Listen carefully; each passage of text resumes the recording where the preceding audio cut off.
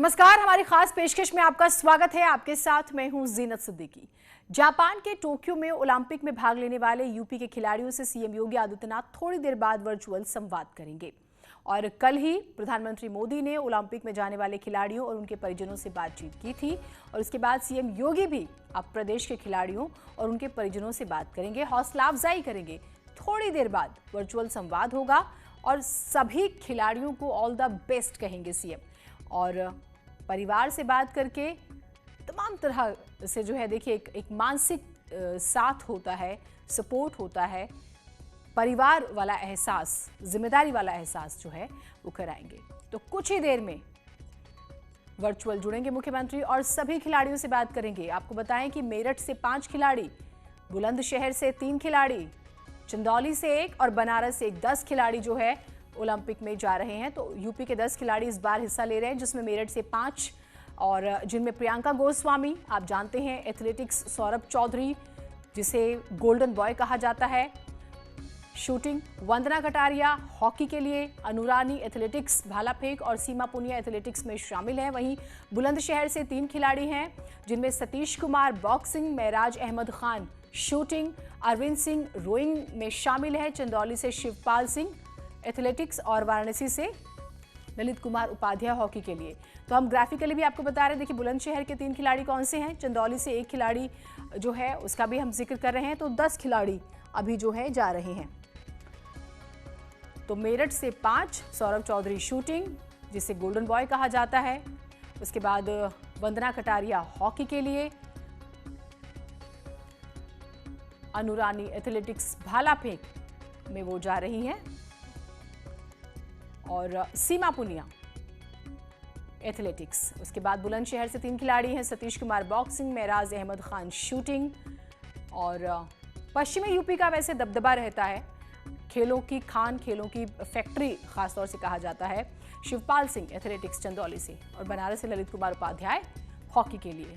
5 मेरठ से, 3 बुलंदशहर से, 1 चंदौली से और 1 बनारस से। और प्रदेश सरकार ने हाल ही में एक बड़ी घोषणा की है, वो भी हम आपको बता रहे हैं। तो यूपी सरकार ने ओलंपिक में हिस्सा ले रहे खिलाड़ियों को प्रोत्साहन राशि देने की घोषणा की। यूपी सरकार ओलंपिक में एकल गेम में गोल्ड मेडल जीतने पर 6 करोड़ रुपए, सिल्वर जीतने पर 4 करोड़ रुपए, ब्रॉन्ज मेडल जीतने पर 2 करोड़ रुपए देगी। टीम गेम में अगर आप गोल्ड जीतते हैं तो 3 करोड़ रुपए, सिल्वर जीतने पर 2 करोड़ रुपए और ब्रॉन्ज जीतने पर आपको 1 करोड़ रुपए दिए जाएंगे। और ओलंपिक के लिए हिस्सा लेने वाले हर खिलाड़ी को 10 लाख रुपए देने का ऐलान किया गया है। तो ये प्रदेश की नई खेल नीति जो लगातार चर्चा में है। आप गोल्ड जीतते हैं तो आपको 6 करोड़, आप सिल्वर जीतते हैं तो आपको 4 करोड़, आप ब्रॉन्ज जीतते हैं तो आपको 2 करोड़ रुपए। खूब खेलो खूब बढ़ो मिशन के तहत योगी सरकार खिलाड़ियों को प्रोत्साहन देने के साथ मदद भी कर रही है। खिलाड़ियों के लिए बेहतर ट्रेनिंग की व्यवस्था की जा रही है। ट्रेनिंग देने के लिए स्पेशल कोच नियुक्त किए गए हैं। यूपी में नए स्टेडियम के निर्माण में तेजी आई है। 19 जिलों में 16 खेलों की ट्रेनिंग के लिए 44 हॉस्टल बनाए जा रहे हैं। खेल किट के लिए धनराशि बढ़ाकर 2500 रुपए की गई है।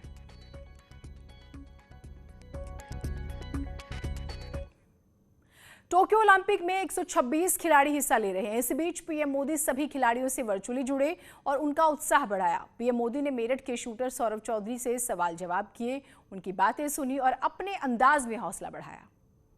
मुझे पता चला है कि आप बचपन में बोर्ड एग्जाम हो या खेल का मैदान, पीएम मोदी छात्रों और खिलाड़ियों को मोटिवेट करने में कभी पीछे नहीं रहते। इसी कड़ी में टोक्यो ओलंपिक में हिस्सा लेने जा रहे कई खिलाड़ियों से पीएम मोदी ने वर्चुअली बात की और उनका हौसला बढ़ाया। ओलंपिक में हिस्सा लेने वालों में मेरठ के शूटर सौरभ चौधरी का भी नाम शामिल है। सौरभ ने जब पीएम से सवाल किया कि आप खेल पर फोकस कैसे कर पाते हैं, तो पीएम के सवाल का जवाब देते हुए सौरभ ने उनसे ही सवाल कर लिया। देखिए सौरभ, मेहनत के साथ साथ शूटिंग में मानसिक एकाग्रता की भी बहुत जरूरत होती है। इसके लिए आप योग वगैरह करते हैं या कुछ और तरीका आपका है जो मुझे भी जानने में खुशी हो और देश के नौजवानों को भी जानने में खुशी होगी। सर मेडिटेशन करते हैं, अपना योगा करते हैं सुबह। हम सभी को विश्वास है कि आप ओलंपिक में बहुत अच्छा प्रदर्शन करेंगे और भविष्य में भी बहुत आगे आएंगे। आपको और आपके परिवारजनों को मेरा प्रणाम। सौरभ मेरठ के सरूरपुर क्षेत्र के छोटे से गांव कलीना के रहने वाले किसान के बेटे हैं।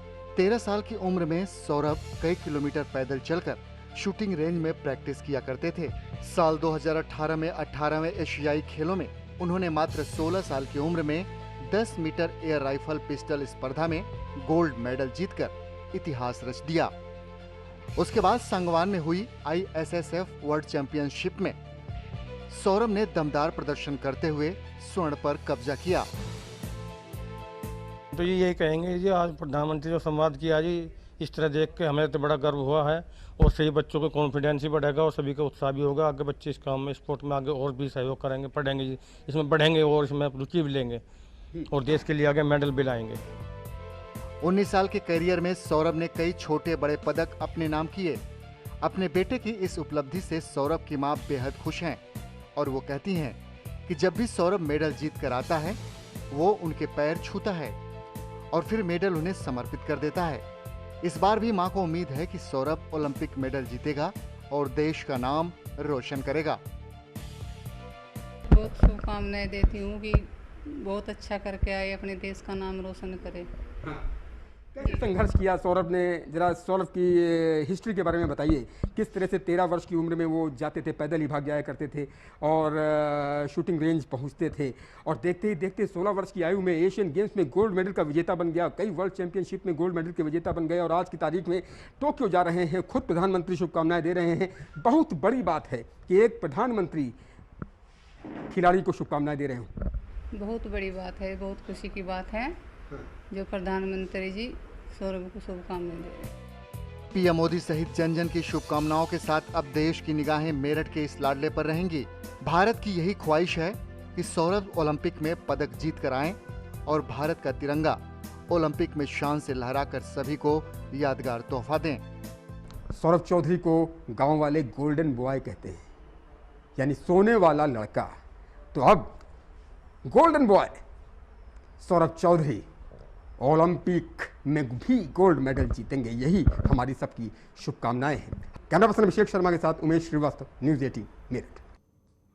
तो प्रधानमंत्री मोदी ने टोक्यो में ओलंपिक में खेल रहे भारतीय खिलाड़ियों के परिवार वालों से भी बातचीत की। चंदौली में जेवलिन थ्रो के खिलाड़ी शिवपाल यादव की पैतृक गांव हिंगुतगढ़ में भी उनके परिजनों से पीएम मोदी के वर्चुअल संवाद करने के इंतजाम किए गए थे। पीएम के वर्चुअल संवाद को सुनने के लिए गांव वालों की बात करें तो बहुत खुश थे, बहुत भीड़ जुट गई थी।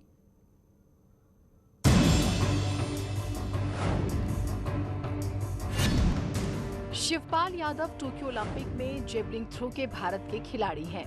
प्रधानमंत्री मोदी ने शिवपाल यादव को भी ओलंपिक खेल में चयन होने की शुभकामनाएं दी। इसके बाद शिवपाल यादव के परिजनों और उनके गांव वासियों में खुशी की लहर दौड़ गई। शिवपाल और उनके छोटे भाई नंदकिशोर का बचपन से ही खेल में जाने का सपना रहा। शिवपाल के प्राइमरी स्कूल के टीचर भी बताते हैं कि शिवपाल की प्रतिभा उन्हें बचपन में ही दिख गई थी। वो हमेशा शिवपाल के माता पिता से कहते थे कि शिवपाल अच्छा खिलाड़ी बनने के लिए ही पैदा हुआ है। शिवपाल जब बहुत छोटे, जब शिशु कक्षाओं में आए, तभी उनके चलने, रहने और उनकी एक्टिविटीज़ को देख करके मैं उनके गार्जियनों से यही कहा कि ये लड़का पढ़ने में चाहे जहाँ तक जाए हम नहीं बता सकते, क्योंकि ये मीडियम टाइप का दिखाई दे रहा है, लेकिन ये स्पोर्ट के लिए ही बना है। शिवपाल के चाचा जगमोहन भी जेवलिन के राष्ट्रीय स्तर के खिलाड़ी रह चुके हैं, जो नेवी में तैनात हैं। शिवपाल की प्रतिभा को देखते हुए उनके चाचा जगमोहन 13 साल की उम्र में ही उन्हें अपने साथ दिल्ली ले आए और जेवलिन थ्रो की ट्रेनिंग दिलाई। स्पोर्ट्स कोटे से ही शिवपाल एयरफोर्स में भी भर्ती हुए। साल 2018 में एशियन गेम्स, साल 2019 में national federation cup athletic championship समेत साल 2019 में यूपी सरकार ने उन्हें लक्ष्मण पुरस्कार से भी सम्मानित किया। शिवपाल के चाचा ने पीएम मोदी का आभार जताते हुए उम्मीद जताई है कि उनका बच्चा गोल्ड मेडल लेकर जरूर आएगा। बहुत अच्छा लगा और बड़ा हौसला हम लोगों को हुआ कि प्रधानमंत्री जी इतना खेल के प्रति इतना उनका लगाव और वो है कि नहीं, हमारे देश से खिलाड़ी जा रहे हैं, देश का नाम करें, स्वर्ण पदक लाएं जीत कर। हमको तो पूरा विश्वास है सर, एक बाप होने के नाते, पिता होने के नाते जी पूरा विश्वास है कि जरूर हमारा लड़का गोल्ड मेडल लाएगा। हाल ही में दक्षिण अफ्रीका में चल रहे क्वालिफाइंग मुकाबले में 85.47 मीटर भाला फेंककर शिवपाल यादव ने ओलंपिक का टिकट पक्का किया था। शिवपाल के गांव में जश्न का माहौल है। सबको उम्मीद है कि शिवपाल ओलंपिक गोल्ड मेडल लाकर पूरे देश को गर्व करने का मौका जरूर देंगे। चंदौली से नितिन गोस्वामी के साथ ब्यूरो रिपोर्ट, न्यूज़ 18 नेटवर्क। तो यही उम्मीद है कि प्रदेश का हर खिलाड़ी जो है मेडल लाएगा और प्रदेश के लिए भी संदेश और शुभकामनाओं की भी हम बात कर रहे हैं लगातार, और यही वजह है कि मुख्यमंत्री जो है संवाद करेंगे। कल प्रधानमंत्री ने संवाद किया। उमेश श्रीवास्तव हमारे साथ जुड़े हुए हैं। उमेश, मेरठ को जो है खास तौर से मेडल फैक्ट्री कहा जाता है और वहां पर से 5 खिलाड़ी, सबसे बड़ी बात मेरठ तो वैसे ही चर्चा में है कि 5 खिलाड़ी ओलंपिक में जा रहे हैं। आप जो है अभी कहां पर हैं, जरा बताइए, और किस तरह की तैयारियां हैं ये भी।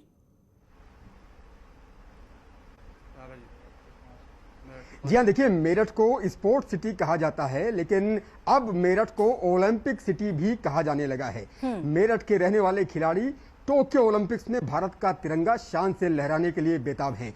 मैं इस वक्त मौजूद हूं प्रियंका गोस्वामी के घर पर। हमारे साथ प्रियंका गोस्वामी के पिता मौजूद हैं, उनकी माताजी मौजूद हैं। सीधा उनसे बात करते हैं और जानते हैं कि क्या ख्वाब रखते हैं बिटिया के लिए वो। मदन पाल जी, आप क्या कहेंगे? बेटी टोक्यो ओलंपिक्स जा रही है, मुख्यमंत्री आज संवाद करने वाले हैं और यकीनन बहुत उत्साहित हैं आप भी कि बेटी तिरंगा लहराएगी टोक्यो में। हाँ जी, बिल्कुल। तुम्हें बताएं, बेटी के बारे में बताएं, कितना खुश हैं, कितना उत्साहित हैं और टोक्यो ओलंपिक्स को लेकर आप लोगों की क्या उम्मीद है? हम बहुत खुश हैं जी। हाँ। हमें पूरी उम्मीद है हमारी बेटी मेडल लेकर आएगी, हमारे गांव का, शहर का, उत्तर प्रदेश का, देश का, सबका नाम रोशन करेगी। हाँ। हम सबका। बिटिया से आपकी बात होती है, इस वक्त वो बेंगलोर में है, बहुत जल्द टोक्यो के लिए रवाना हो जाएगी। प्रधानमंत्री जी ने भी कल बात की है ओलंपिक जाने वाले खिलाड़ियों से, उनके पेरेंट्स से। आप लोग भी कल लाइव मौजूद थे। अब प्रधानमंत्री जी के बाद मुख्यमंत्री जी चर्चा करने वाले हैं, संवाद करने वाले हैं। कितना उत्साहित हैं और जिस तरह से सरकारें मोटिवेट कर रही हैं, कितना खुश हैं? हम बहुत खुश हैं जी, सरकार हमारा बहुत सहयोग कर रही है। हाँ। हमें सरकार पर उम्मीद है हमारा सबका सहयोग ऐसे ही करे। हमारे साथ प्रियंका जी की माता जी भी मौजूद हैं, अनीता गोस्वामी। अनीता जी, क्या कहेंगी?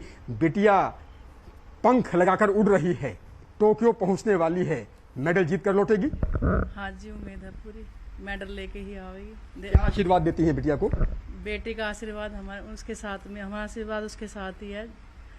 पूरा सहयोग कर रहे हैं उसका कि वो मेडल लेके ही आए। फोन पर जब बात करती है प्रियंका तो क्या कहती है कि माताजी अब बिल्कुल मेडल लेकर के ही लौटेंगे, टोक्यो में भारत का तिरंगा शान से फहरा कर लौटेंगे? हाँ जी, यही बोलती है कि मैं मम्मी मेडल लेके ही आऊँगी, टेंशन मत लेना, मैं कोई नहीं, मैं मेडल लेके ही आऊँगी।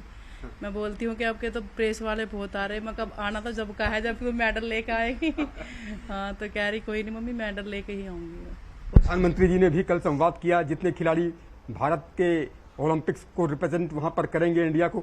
अब जबकि आज मुख्यमंत्री जी भी संवाद करने वाले हैं, आप लोगों से वार्तालाप करने वाले हैं। खुश हैं, बहुत खुश हैं कि सरकारें पूरा साथ दे रही हैं और बच्चों को आगे बढ़ने की प्रेरणा दे रही हैं। हाँ जी, बहुत खुशी है कि आज मुख्यमंत्री जी से बात होगी, बहुत खुशी है इसके लिए। देखिए जीनत, पूरा कमरा उमेश, इस पूरे सफर के बारे में बात कीजिएगा, क्योंकि ओलंपिक के लिए क्वालिफाई करना बहुत मुश्किल है। हम देखते हैं कि जब खिलाड़ी चर्चा में आता है तो संसाधन जो हैं उसके बाद मिलते हैं, अब सरकारें सहयोग करती है, बहुत अच्छी बात है, लेकिन सफर आसान नहीं होता। सफर, जर्नी के बारे में जरा बात कीजिए, स्ट्रगल के बारे में बात कीजिए, चुनौतियां क्या रही जरा पूछिए, ताकि हमारे जो और बच्चे देख रहे हैं वो भी इससे सबक लें, सीखें, आगे बढ़ें।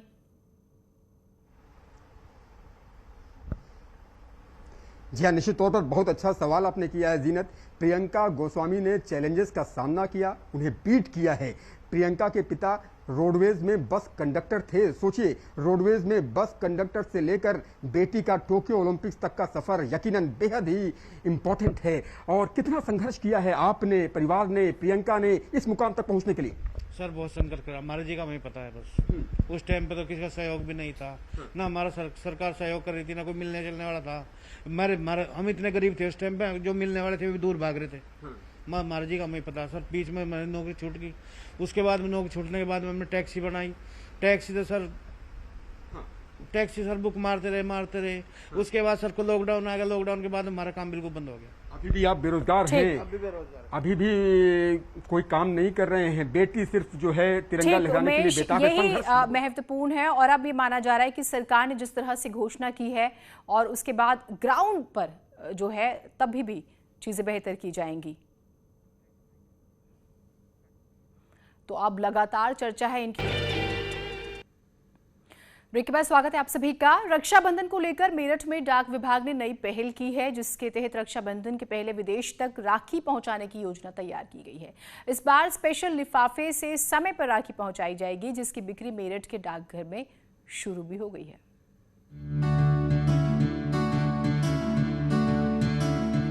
रक्षाबंधन में करीब 1 महीने से ज्यादा का समय बचा है, लेकिन डाक विभाग भाई बहन के पवित्र त्योहार को लेकर तैयारियां शुरू कर चुका है।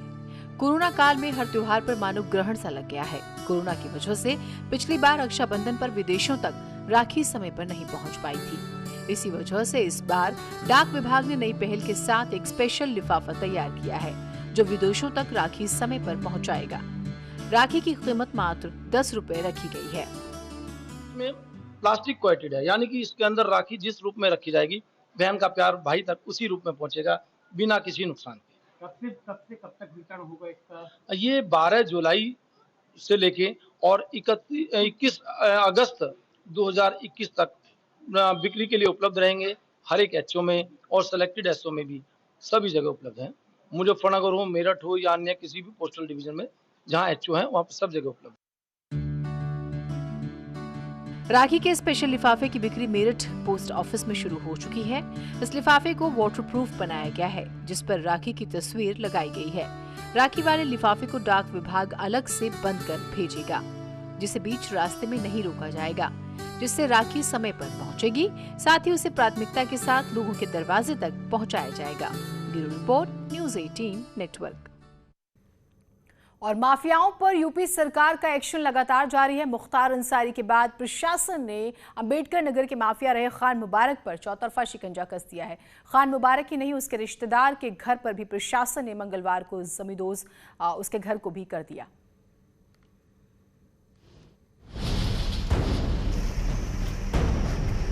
अंबेडकर नगर के माफिया खान मुबारक पर चौतरफा शिकंजा कसता जा रहा है। मंगलवार को पुलिस ने उसके बहनोई के घर पर बुलडोजर चलवा दिया। पुलिस ने मकोया में बने उसके बहनोई के गैराज को ध्वस्त कराया, जो पीडब्ल्यूडी की जमीन पर अवैध कब्जा करके बनाया गया था। पीडब्ल्यूडी का दावा है कि उसके बहनोई ने विभाग की जमीन पर अतिक्रमण करके मकान बनवाया था और इस जमीन को खाली कराने को लेकर कई बार उसे नोटिस भी दिया गया था, लेकिन उस पर कोई जवाब नहीं आया। लिहाजा प्रशासन ने खान मुबारक के बहनोई की अवैध संपत्ति जमींदोज कर दी। उसका नाम मोहम्मद उमर है और वो उसका काफ़ी बड़ा समर्थक भी है। उसके ऊपर भी कई मुकदमे हैं और वो बसखारी थाने का हिस्ट्री है। उसने काफ़ी समय से पीडब्ल्यूडी की सड़क और उसके पास की जमीन। और इसके साथ इस बुलेटिन में इतना एक छोटा सा ब्रेक के बाद भी खबरें जारी रहेंगी।